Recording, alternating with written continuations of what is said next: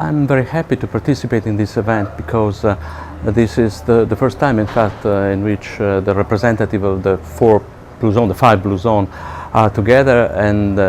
this is important because the only way to understand really the phenomenon is to put all experts together and to work in collaboration, because I am convinced that there is no a single explanation of the exceptional longevity that we have described and that we have observed in this blue zone unless we put all the things together. So not only genetic, not only nutrition, not only let's say social support, but we have to find the way to measure the relative importance of all these factors, and I'm sure that this event will facilitate the collaboration and the interaction of many experts. I think that the next step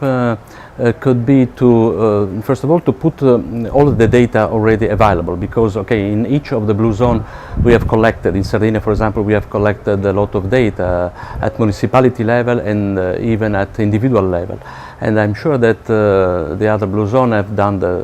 more or less the same thing. So the first thing is to put all this data together, so to create a big database in order to allow, to enable people working on this field to compare the situation. So the power of the blue zone is that they are four now, they are five. So for the first time we have the possibility to compare all of them, to see if there is some common pattern, some shared pattern that is important for this phenomenon. I had the chance to visit the peninsula of Nicoya 10 years ago, thanks to Dan Buettner, of course, with my colleague Michel Poulain, and so I had a first-hand seat of what is going on here, and I was surprised to see that the situation is quite similar to that we have seen in Sardinia, for example. So a rural population, not apparently not economically developed, but whose economical level is increasing steadily, and at the same time capable of keeping the traditional part of the traditional way of life. So I think that what is important is not to be overcome by modernity, but to keep the traditional way of life, part of them. There are already candidate blue zone. I mean, there are already population that seems to have the characteristics of a blue zone, but of course in science it's necessary to prove with the strict criteria that we are in front of an exceptional situation. So I think that what we can do very soon is to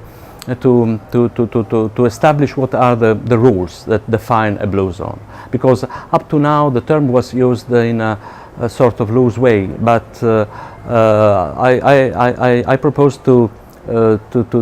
write a sort of document stating that in order to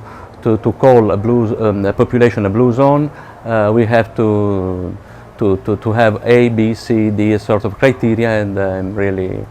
I think that this could be a valuable way. The blue zone, the Sardinian blue zone, was discovered by chance, I would say, because 20 years ago, more than 20 years ago, I was studying mortality, being an epidemiologist, and I discovered that in central Sardinia the mortality for all causes was really low. So I started to collect data about people living longer, like centenarians, for example, and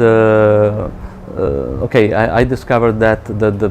concentration of centenarians was higher in central Sardinia compared with the rest of the island. So what was really evident was that the distribution of centenarian was not uniform all over the island, but was had a peak in the mountains. So I was curious to understand why long livers are concentrated in a specific area. But I don't think that a blue zone should be defined according to a special place. I think that because, for example, we have centenarians that are born